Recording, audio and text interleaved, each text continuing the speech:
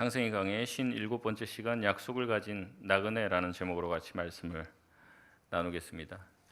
2017년 부동산이 폭등을 하자 영혼까지 끌어모아서 대출을 받아 집을 사겠다는 소위 영끌족이 등장을 했습니다.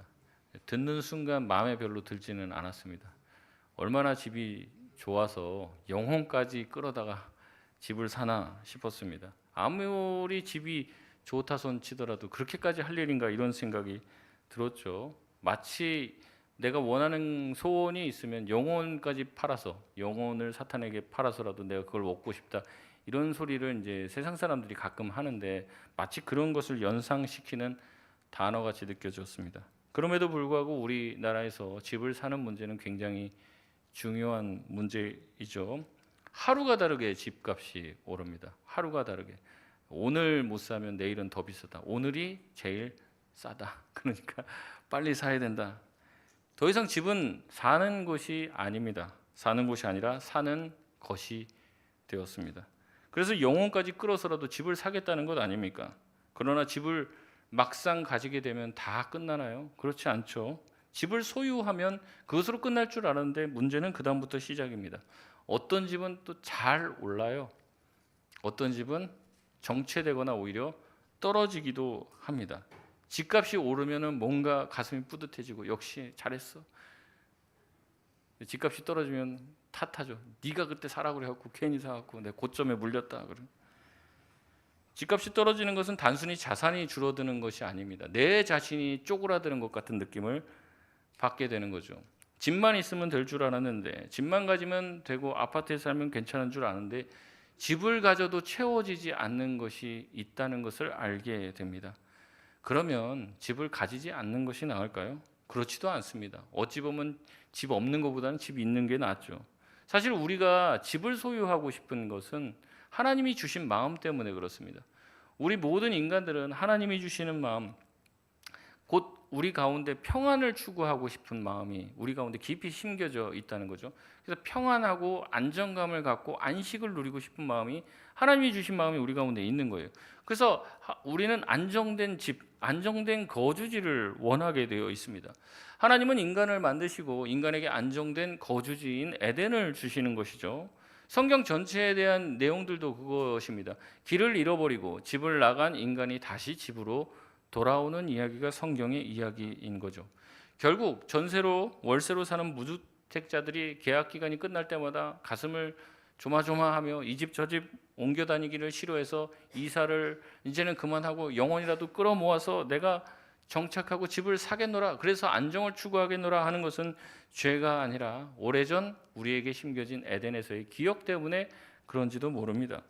그러니까 집을 소유했느냐 소유하지 못했느냐 보다 더 중요한 문제가 있다면 우리가 안정감을 누리고 살아가고 있느냐 하는 것이라는 거죠.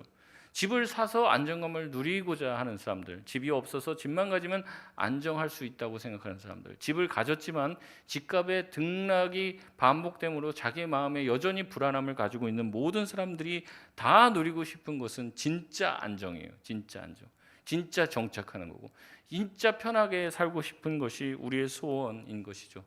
오늘 본문의 말씀을 보면 아브라함도 이와 유사한 것 같습니다. 아브라함이 땅을 사는 장면이 오늘 본문에 등장을 하고 있습니다.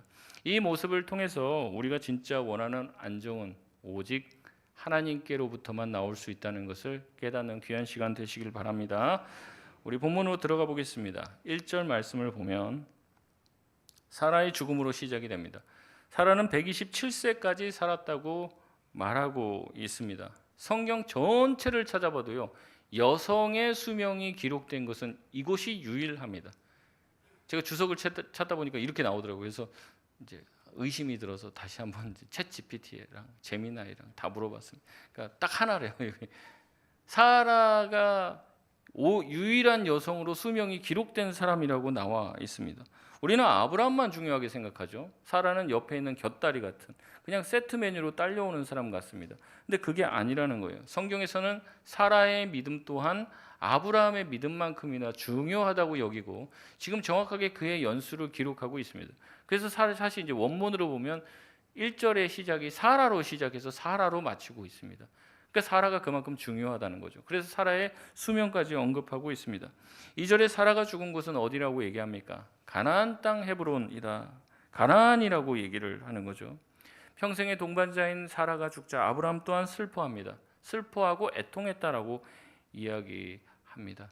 얼마나 그러겠습니까? 사라와 같이 결혼해서 산 시절들을 돌아보면은 정말 우여곡절이 많이 있었죠.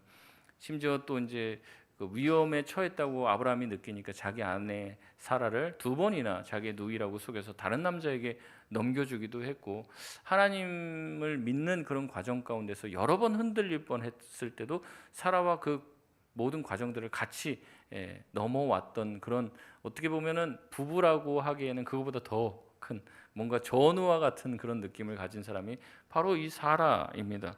그런 사라가 죽었습니다. 그러니 아브라함은 애통하고 슬퍼하는 것이죠. 근데 누가 죽었어요? 내 배우자가 죽었어요. 슬퍼하고 끝날 얘기인가요?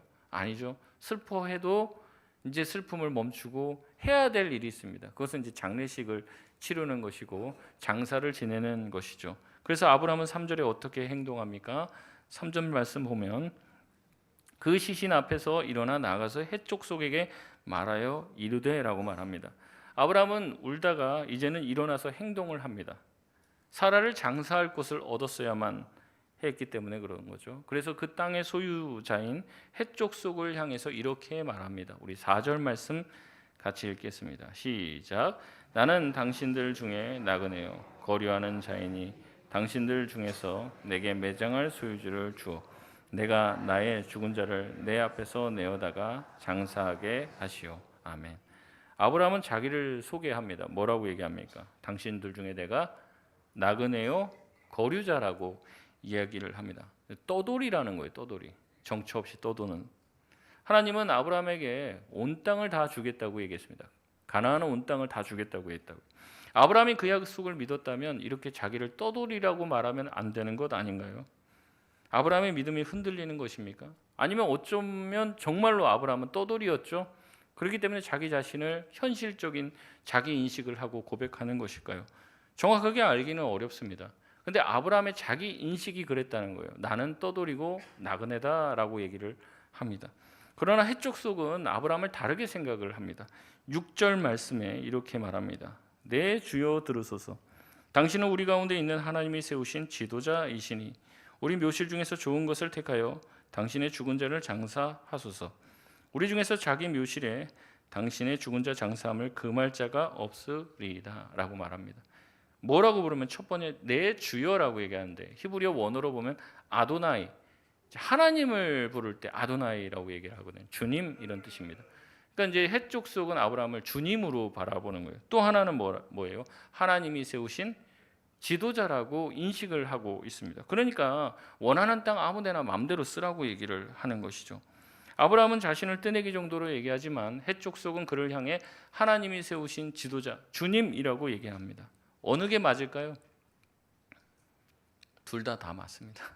아브라함은 나그네요, 또 떠돌이이자 동시에 지역의 유지였고 유력자였습니다. 아브라함은 하나님께 가나안 땅을 약속받았죠. 그리고 실제로도 많은 물질적 복을 받아 재산이 꽤 많은 사람이었습니다. 그리고 그랄 왕 아비멜렉에게도 인정을 받았던 사람이에요. 지금은 헷 사람들에게도 인정을 받고 지도자로 존경을 받는 사람입니다. 이렇게 우리 또한 많은 돈이 있고 또 주변에 있는 많은 사람들에게 존경을 받는다면 여러분이 가진 돈으로 가장 먼저 할 것은 무엇입니까? 강남에 똘똘한 한 채를 사서 대대로 물려주는 건가요? 진작에 땅도 사고 집도 사고 등기도 떼고 그래야 되지 않을까요? 그래야지 뭐 물려둘 곳 있죠. 그러나 아브라함은 지금 보세요. 땅이 있습니까? 없습니까? 없어요. 자기 아내 사라가 죽었는데 이 사라를 장사할 땅 한 뼘도 없는 상태입니다. 돈이 없습니까? 돈 있잖아요. 그리고 지역의 유지들도 알고 있고 왕도 친해요. 그러면 진작의 땅을 보유하려고 하면 보유할 수 있었을까요? 없었을까요? 있었다는 거죠. 그런데도 그렇게 하지 않습니다. 왜 아브라함은 지금까지 그 많은 동산을 소유하고 있으면서도 부동산은 하나도 소유하지 않았을까요? 이 물음에 대한 답을 레위기에서 찾아볼 수 있습니다. 레위기 25장 23절 말씀 우리 같이 한번 읽어보도록 하겠습니다. 시작. 토지를 영구히 팔지 말 것은 토지는 다 내 것임이니라. 너희는 거류민이요 동거하는 자로서 나와 함께 있느니라. 아멘. 이건 하나님의 말씀입니다. 하나님이 이스라엘 백성들에게 얘기하는 거예요. 너희가 가나안 땅에 들어가게 되면 내가 너희들에게 땅을 줄 것인데 그 땅은, 그 토지는 영구히 팔지 말 것이다. 왜요? 토지는 다 내 것입니다. 누구 것이라는 겁니까? 하나님이라는 거죠. 그러니까 내가 너희들에게 땅을 분배해서 주는데 그 땅은 잠깐 너희들에게 빌려주는 땅이라는 거예요. 그렇기 때문에 너희는 이 땅의 주인이 아니다. 이 땅에서 너희는 영원히 거류민이고 나그네다라고 얘기를 하고 있습니다. 땅의 주인은 누굽니까? 하나님이시죠. 우리는 우리인 줄 압니다. 내가 이 땅을 샀어요. 그러면 그 땅 내 땅인 줄 알아요. 그러나 저와 여러분 그 땅에서 영원히 거할 수 있을까요? 그 집 사면 그 집 영원히 내 건 줄 압니다. 근데 그 집에서 영원히 삽니까? 아니요. 여러분의 수명이 끝나면 누군가에게 넘어갈 겁니다. 자녀에게 넘어갈 수도 있고 자녀가 잘못하면 누군가에게 팔려갈 수도 있겠죠. 우리가 살고 있는 곳이 내 것이라고 생각하기 쉬운데 내 것이 아니라는 거예요. 땅과 토지의 소유의 주인은 하나님이라고 하나님 자신이 천명하고 계십니다. 우리는 누구라는 거예요?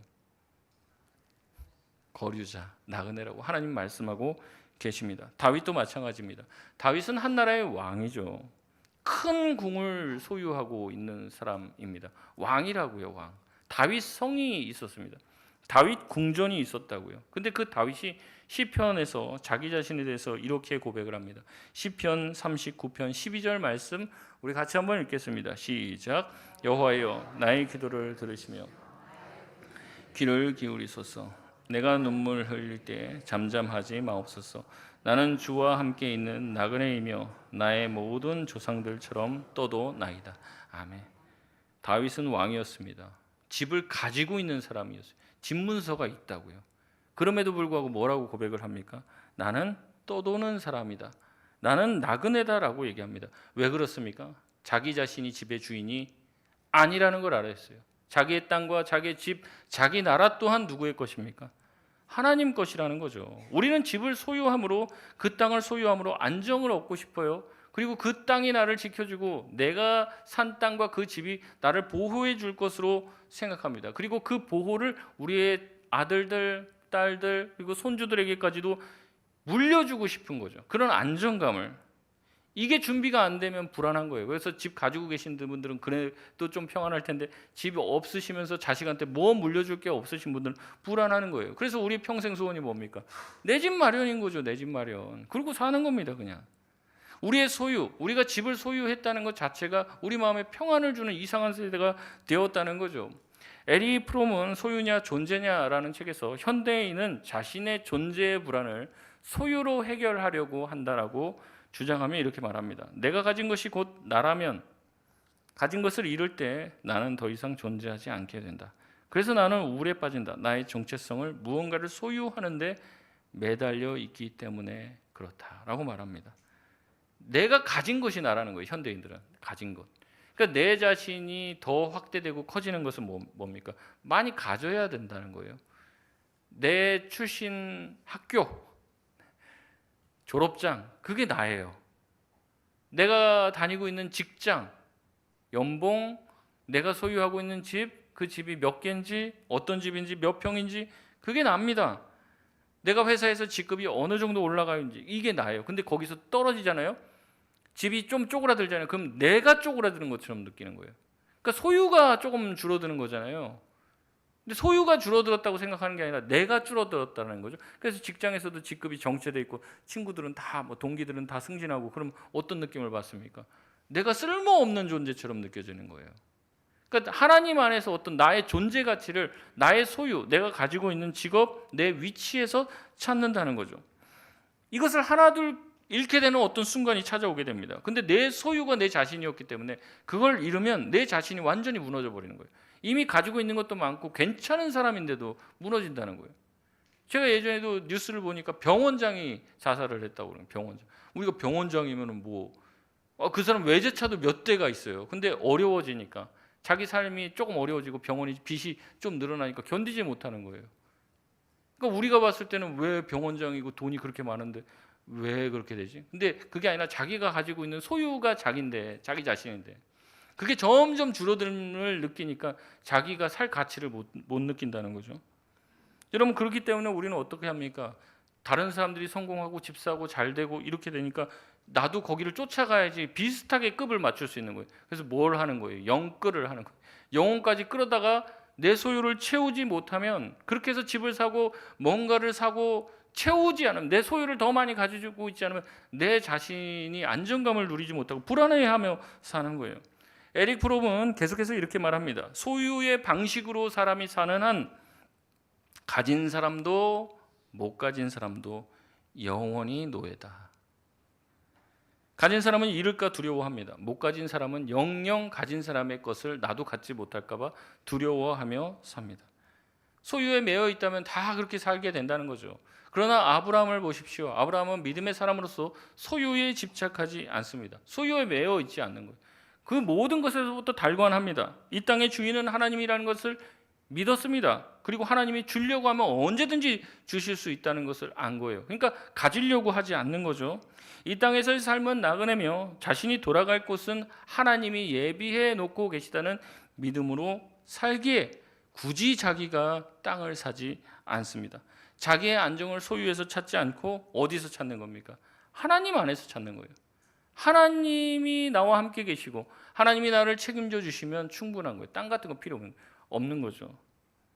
그래서 믿음의 사람들은 이 땅에서 영원히 살 것처럼 살지 않고 평생 나그네로 살게 된다라고 말하고 있습니다. 베드로 사도는 이렇게 고백합니다. 베드로전서 1장 1절에 예수 그리스도의 사도 베드로는 본도, 갈라디아, 갑바도기아, 아시아와 비두니아에 흩어진 나그네라고 얘기를 합니다. 그러니까 성도들을 부를 때 뭐라고 부르는 거예요? 나그네라고 부르는 거예요. 근데 이 성도들, 믿는 성도들에게 주어지는 선물이 있는데, 하나님이 주시는 선물이 있는데 뭘 주십니까? 4절 말씀 같이 읽겠습니다. 시작. 썩지 않고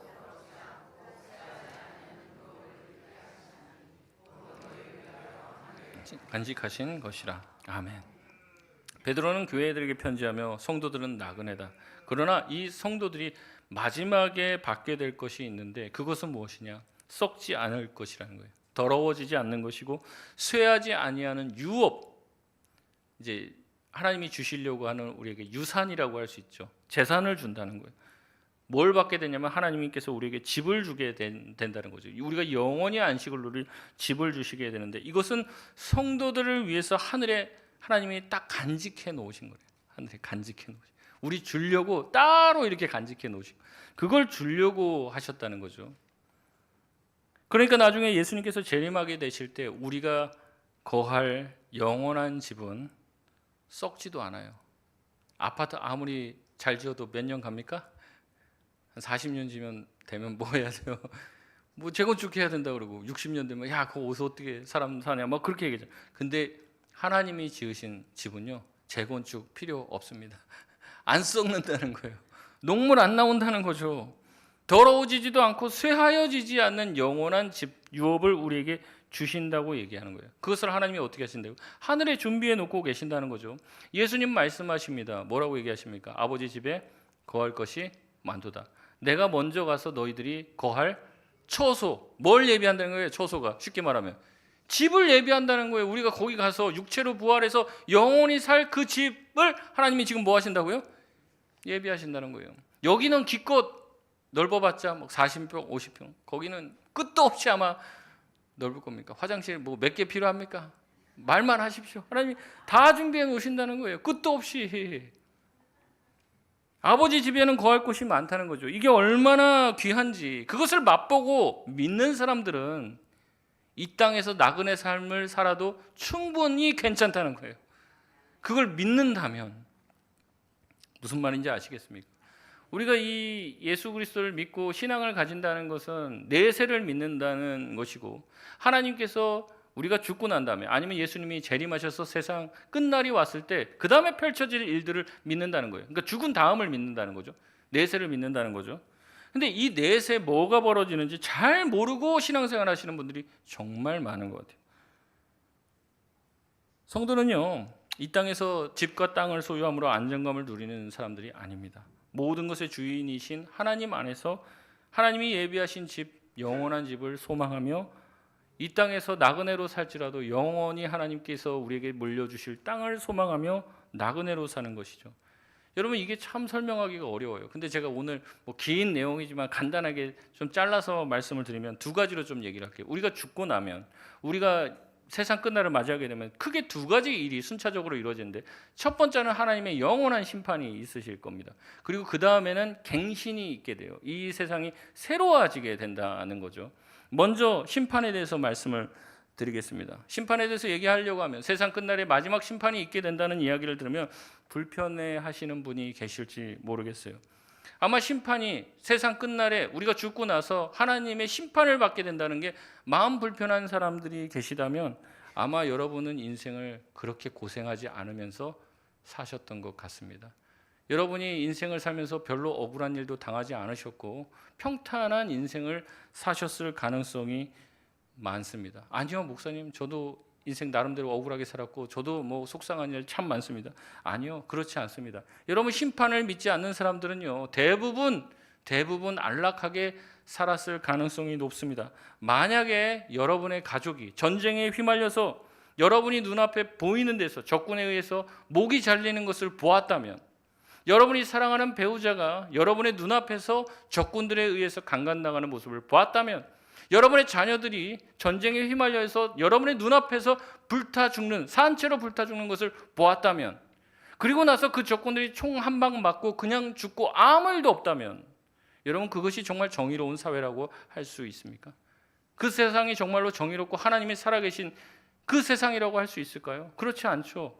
그런 사람들에게 어떻습니까? 최후의 심판, 이 땅에서 살았던 모든 삶에 대해서 반드시 죽음 이후에 하나님이 정확하게 심판하시고 정의롭게 행하실 날이 있다는 것, 여러분, 그들에게 소망이 되지 않겠습니까? 이 세상에서 진짜 어려움과 고통과 고난을, 괴로운 일을 당한 사람이라면 모두 심판을 갈망하게 되어 있어요. 지금은 뭔가 정의가 실현되지 않은 것처럼 보이고, 지금은 뭔가가 우리가 봤을 때 공정하지 않은 것 같아도 마지막 날에는 반드시 하나님의 공평과 공정이 수행될 것이라는 것을 믿으면 지금 좀 억울해도 어때요? 견딜 수 있는 거죠.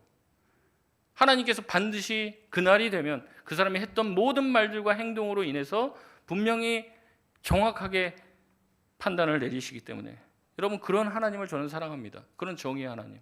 반드시 그날에 그들이 했던 모든 것들에 대한 대가를 치르게 될 것입니다. 그러니까 심판을 갈망하게 되는 거죠. 심판이 위로가 되는 거예요. 그동안 하나님을 대적했던 사람들, 모든 사람들은 그들이 했던 말을 그대로 받게 될 것입니다. 여러분, 만약에 심판이 없고 죽는다면요, 이 세상에서 악하게 살고 평생 나쁜 짓만 하다 살다 죽은 사람들, 그 사람 제일 좋은 사람 아니에요? 자기 멋대로 살고 누군가를 위해서는 한 푼도 내어놓을지도 모르고 자기의 욕심과 자기의 영광과 자기의 권세만을 위해서 산 사람들, 죽고 나면 아무것도 없다, 제일 행복한 사람 아닙니까? 여러분, 그렇기 때문에 세상에 끝이 있고 심판이 있고 하나님의 정의가 실현된다는 것, 이것 때문에 우리는 소망을 가지고 위로를 받을 수 있습니다. 내 억울함, 내 안타까움, 이것도 반드시 언젠가는 풀리리라는 소망을 가질 수 있다는 것이죠. 그래서 코넬리우스 플랜팅가는 이렇게 말하고 있습니다. 예수 그리스도의 재림은 삶이 나쁜 소식으로 가득 찬 사람에게 좋은 소식입니다.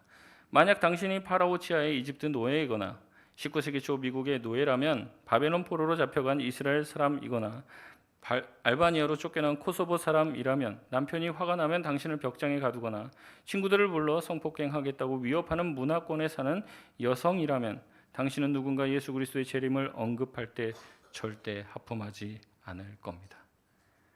여러분의 삶이 고난과 박해와 어려움이 있다면 최후 심판을 소망하게 될 것입니다. 마지막 날에는 여러분 절대 실망하지 않을 거예요. 하나님이 정확하게 심판하게 될 것이고 하나님의 정의는 반드시 실현되게 될 것입니다. 이것은 반대로 살만한 분들에게도 마찬가지입니다. 이 땅에서 누릴 만한큼 누리고 아무 걱정도 없게 사시는 분들, 여러분 또한 최후 심판이 있다면 그것을 믿는다면 다르게 살 수 있습니다. 완전히 달라질 거예요. 왜냐하면 우리가 죽어서 가는 그 세상은요, 우리의 세상과 단절되어 있는 세상이 아닙니다. 여러분이 이 세상에서 어떻게 했느냐를 통해서 그 다음 생애를 평가받게 될 것입니다. 이 땅에서 살면서 여러분 사도 바울처럼 자기의 온 생을 다 들여 하나님의 영광을 위해서 주의 복음 사역을 위해서 헌신했고, 어떤 사람은 그냥 주일날만 교회 나와요. 예배 드려요 그냥. 그리고 천국 간 사람이랑 천국 가서 똑같은 대우를 받는다면 여러분 그게 공정한가요? 아니 공정하냐고요 그게. 아니 난 죽기 직전에 예수 믿고 천국 갈래. 똑같다면 그 사람과. 정말 뭐 마지막에라도 정말 그 중환자실에서 예수 믿고 천국 가시는 분들 귀하게 여깁니다. 근데 그런 사람과 일찌감치 내가 주님을 믿고 평생을 하나님을 위해서 주님의 나라와 교회를 위해서 살았어요. 자기 모든 것을 쏟아면서 먼 곳 이국 땅까지 와서 한국에까지 와서 미국에서 교수할 수 있고 의사할 수 있고 잘 나갈 수 있는데 그 모든 것들 다 포기하고 한국에 와서 복음 전하다 죽었어요. 그 사람과 천국 가는데 똑같은 대우 받아요. 공정합니까? 아니요. 여러분이 하신 모든 이 땅에서의 헌신과 모든 수고들 하나님 나라에 가서 정확하게 평가를 받게 되실 겁니다. 이 땅에서의 삶은 그 다음 생과 연결이 되어 있다는 거예요. 여러분 그것을 믿는다면 여러분 좀 살만하십니까? 좀 나누시길 바랍니다. 그 땅에 가면 나눌 것도 없어요. 다 만족하고 다 충만한데 뭘 나눠요? 투자 좀 하실 줄 아십니까? 여러분 생각해 보시오. 유한하고 어느 정도 올라가다가 이제 떨어질 거라는 걸 내가 다 알아요. 알고 있어요. 그 종목에다 투자하실 겁니까? 아니면 계속해서 올라가는 상승장 이 종목은 끝도 없이 계속 올라가요. 그 종목에다 투자하시겠습니까? 계속 올라가는 종목에다 투자하는 게 상식적인 것이죠. 여러분 하나님 나라가 그렇다는 거예요. 이 땅에서의 삶 제가 말씀드리잖아요. 여러분 뭘 사든지 이 땅에서 여러분이 영원히 소유할 수 있는 것은 아무도 없습니다. 누군가에게 다 넘어가게 돼요. 누군가에게. 그러나 여러분이 넘어가지 않고 여러분이 고스란히 다 받고 영원히 그것을 누릴 수 있는 세상이 펼쳐집니다. 이 땅에서 어떻게 살았는가를 통해서. 그래서 아브라함은 그렇게 산 거예요. 영원하신 하나님을 위해서 산 거예요.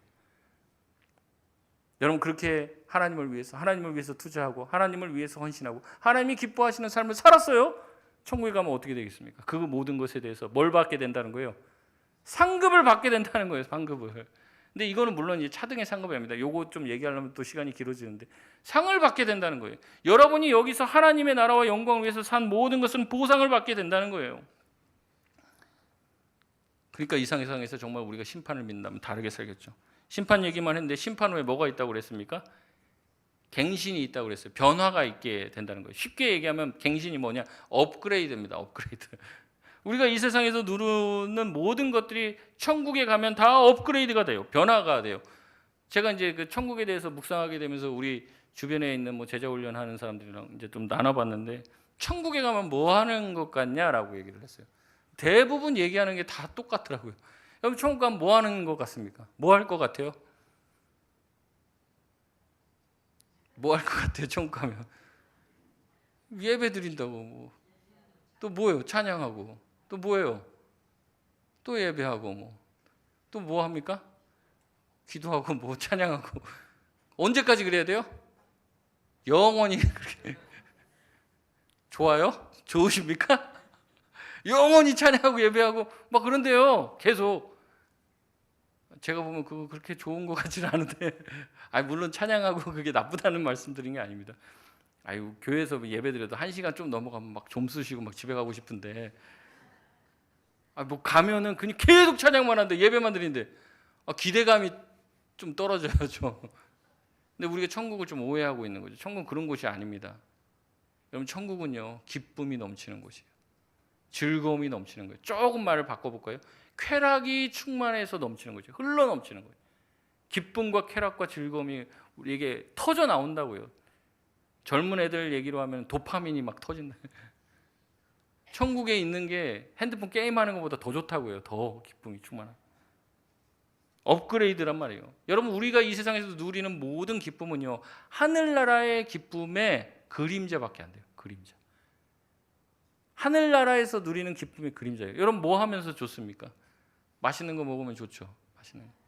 여러분이 느끼는 그 맛있는 것보다 몇 배나 맛있는 걸 천국에서 먹게 될 거예요. 천국에서 먹을 게 없다? 아니요. 먹을 게 있을 겁니다. 우린 계속 먹게 될 거예요. 계속 먹는데 배가 안 불러요. 계속 먹을 수 있어요. 근데 그 다음 나오는 건 더 맛있어. 그 다음 나오는 건 더 맛있고 더 맛있고. 우리가 맛있는 것도 계속 먹으면 어때요? 물려요. 누가 뭐 밥 뭐 이렇게 한우 사신다고 그러는데 조금만 많이 먹으면 아이고 삼겹살처럼 느껴지더라고요. 계속 먹으면 그래요. 이게 맛있는지 모른다고요. 근데 천국은 어떤 줄 아세요? 여러분의 그 원하는 것을 더 넘어선 기쁨이 계속 무한히 크게 우리한테 찾아오게 될 거예요. 여러분이 먹는 음식들 맛있는 거 그것보다 훨씬 맛있는 것들을 먹게 될 거예요. 여행 좋아하십니까? 여행? 어디 가면 좋아? 여행 좀만 다니면 어때요? 다리 아프죠? 여행 좀만 다니면 어때요? 피곤하고 힘들죠? 여러분 무한 체력으로 여행 다니게 되실 겁니다. 아쿠아리움 가십니까? 아쿠아리움 갈 필요 없어요. 바다로 가면 돼요. 막 들어가면 돼. 뭐 제가 이제 뭐 구체적으로 그 다음에 우리의 육체가 어떻게 갱신될지 참 말씀드리기 조심스럽지만 우리의 육신은 완벽한 육신이 될 거예요. 이 세상 모든 것들은 갱신될 것이고 훨씬 아름답게 될 것이고 우리의 몸이 못 갈 곳은 없어요. 모든 것을 경험하게 될 것이고 우리가 지금까지 경험했던 것보다 훨씬 많은 것들을 누리며 살게 될 거예요. 어느 때까지? 영원히. 우리의 기쁨은 채워지지가 않을 거예요. 그 다음날 더 기쁠 거니까 그 매분 매시 매 초가 더 기쁠 거예요. 더 즐거울 거예요. 마약을 하는 것보다도 훨씬 기쁜 쾌락과 즐거움이 마약 옹호론자는 아닙니다. 그게 찾아올 거예요. 그래서 내가 너무 기쁜 게 감당이 안 될 거예요. 그래서 뭐가 터지는 거예요? 찬양이 터지는 거예요. 하나님 너무 좋아요. 너무 좋아요. 그게 천국이라고. 그게. 가면 뭐 재미도 없는데 계속 찬송가 1장부터 50장까지 막 4번 5번 계속 부르고 이런 게 아니라고요. 기쁨과 즐거움이 막 터지고 그 기쁨은 채워지지 않는 기쁨이, 그러니까 그 기쁨을 체험한 사람들이 뭐라고 합니까? 아침마다 새롭고 늘 새로우니. 늘 새로운 거예요. 하나님은 질리지 않는 거예요. 그 주님과 함께 있는 것이 너무 기쁜 것이죠. 이거를 언제까지 영원토록 누릴 수 있는 것이 천국입니다. 그게 하나님께서 우리를 위해서 예비해 놓으신 거예요. 그걸 우리한테 유산으로 물려주시겠다는 거예요. 그러니 그 기쁨을 소유하고 그 기쁨을 아는 사람들, 여러분 지금 안 믿어지는 사람, 야 그런 게 어디 있어? 그러시는 분 계실 거예요. 근데 그게 믿어지면요, 이 땅에서 땅 몇 평 더 갖고 있고 이 땅에서 뭐 몇 평짜리 아파트 살고 그게 중요할 것 같습니까? 안 중요해요. 그러니까 사도 바울은 뭐라고 얘기합니까? 지금 내가 당하는 환난과 고난이 나중에 내가 얻게 될 그 영광과 좋게 비교할 수가 없도다. 비교가 안 되는 거예요. 지금 좀 힘들고 억울해도 괜찮아요. 하나님이 나중에 심판하실 것이니까. 지금 내가 주님을 위해서 했던 모든 일들은 반드시 몇 배로 하나님께 칭찬받고 보상을 받을 겁니다. 그러니까 하나님께 드리는 것, 이웃과 나누는 것 아깝습니까? 안 아까운 거예요. 그러니까 내 삶이 달라지는 거죠. 이 약속을 믿기가 힘든 거예요. 이게 복음입니다. 천국은 상상만으로도 좋은 것이고 우리가 가고 싶어 하는 그런 열망이 막 올라오는 것이에요. 그 천국을 먼저 경험하는 곳이 어딜까요? 교회입니다. 여러분 교회 나오고 싶은가요? 막 성도들 만나고 싶은가요? 우리의 예배가 그래야 될 줄로 믿습니다. 근데 저 혼자 못 만들어요. 제가 말씀드렸죠. 지금 제가 천국을 얘기해도 믿겨지는 사람이 있고 어떤 사람은 야 그런 게 어디 있어. 그걸 경험하는 곳이 천국이라고요. 그래서 교회는 어떤 곳이냐? 그 천국처럼 그렇게 하는 거예요. 아낌없이 나누고 같이 서로 사랑해주고. 여러분 그러면서 우리가 천국을 믿고 최후 심판을 믿으면 이 땅에서 어떻게 사는 줄 아십니까? 우리는 나중에는 하지 못할 것을 지금 합니다. 나중에는 하지 못할 게 있어요. 우리가 천국에 가면 다 한다고 얘기했고 더 많이 업그레이드 돼서 할 것인데 못하는 게 있어요. 그 천국에 가면. 뭘 못할까요? 전도 못하죠. 또 뭘 못할까요? 용서할 일이 없습니다. 다 좋으니까. 뭘 용서할 일이 있어요? 용서는 이 땅에서만 할 수 있는 거예요. 죄인들을 용서하시길 바랍니다. 여러분에게 상처 주고 아픔을 주신 분들을 사랑하시길 바랍니다. 여기서만 할 수 있는 거예요. 그리고 그 사람 믿음 있잖아요. 여러분 영원히 천국 가서 같이 살게 될 겁니다. 그러니까 지금 이 땅에 있을 때 용서하시고 사랑하시길 바랍니다. 여러분 또 못하는 게 있어요. 이웃과 나눌 수 없다고 제가 말씀드렸죠. 다 가지고 있어요. 뭘 나눠야 나누긴. 천국 가면 다 충만한데 다 몇 평, 500평, 뭐 5,000평 집에서 살고 있는데 뭘 우리가 뭐가 부족해요 지금. 뭘 나눌 게 있어요. 나눌 수 있는 것은 뭡니까? 이 생에서 나눌 수 있어요. 여러분 없다고 나누지 못하는 것은 아닙니다. 여러분이 작은 것이 있더라도 콩 하나 나누는 심정으로 옆에 사람들과 나누시길 바랍니다. 예수님께서 말씀해 주셨습니다. 작은 소자에게 냉수 한 그릇 떠준 것도 내가 기억하리라 말씀해 주고 계십니다. 우리가 나누고 베풀고 누군가를 섬기고 내가 대접받으려고 하는 게 아니라 오히려 누군가를 대접하는 것, 너희 중에 가장 작은 자에게 한 것이 곧 나에게 한 것이다라는 주님의 말씀을 기억하시기 바랍니다. 여러분이 그렇게 산 모든 것들에 대해서 반드시 하나님께서는 기억하시고 평가하고 계실 것입니다. 우리는 너무나도 이 세상만 바라보고 살아요. 이 세상이 전부는 아닙니다. 이 세상에서 뭐 직장 다니지 말고 회사 다니지 말라 그 말씀 드리는 게 아니에요. 이 세상만을 위해 살지 마십시오. 이 세상이 전부는 아닙니다. 여러분이 교회에서 수고하신 것들, 헌신했던 것들, 여러분 남몰래 눈물 훔쳤던 모든 것들은 하나님께서 채워주시고 보상해 주실 것입니다. 그것이 바로 천국이라는 것이죠. 말씀을 맺겠습니다. 우리는 안정감을 느끼고 싶어 집을 사고 땅을 사고 그것을 우리 자녀에게 물려주고 싶어 합니다. 그래서 기도할 때도 집 달라 땅 달라 얘기하죠. 그러나 안정감은 그런 식으로 오지 않습니다. 우리가 하나님이 우리를 위해서 예배해 주신 천국을 우리가 믿게 되어질 때 우리 삶에 아무것도 없어도 충분히 우리는 만족하며 살 수 있습니다. 나그네로 살아도 괜찮은 거예요. 천국을 소망하시길 바랍니다. 천국에 갔는데 아무것도 이 땅에 가지고 온 거 우리 천국에 가져갈 수 있는 게 없어요. 근데 이 땅에는 엄청 쌓아놨는데 천국에 쌓은 것 없어서 그냥 빈털터리로 가는 사람들 되지 마시길 바랍니다. 남은 삶 얼마가 될지 모르겠지만 이 땅만을 위해서 살지 않고 하늘나라와 주님의 영광을 위해서 사시길 바랍니다. 선교하시고요. 이웃들을 위해서 구제하시고요. 나누어 주시고 섬기시고 하나님이 주시는 기쁜 마음대로 여러분의 삶을 드리시길 바랍니다. 그렇게 나그네로 살아갈 때 하나님이 우리에게 준비하시고 예비해 주신 놀라운 은혜와 복을 누리게 될 줄로 믿습니다. 우리 찬양하며 기도하겠습니다.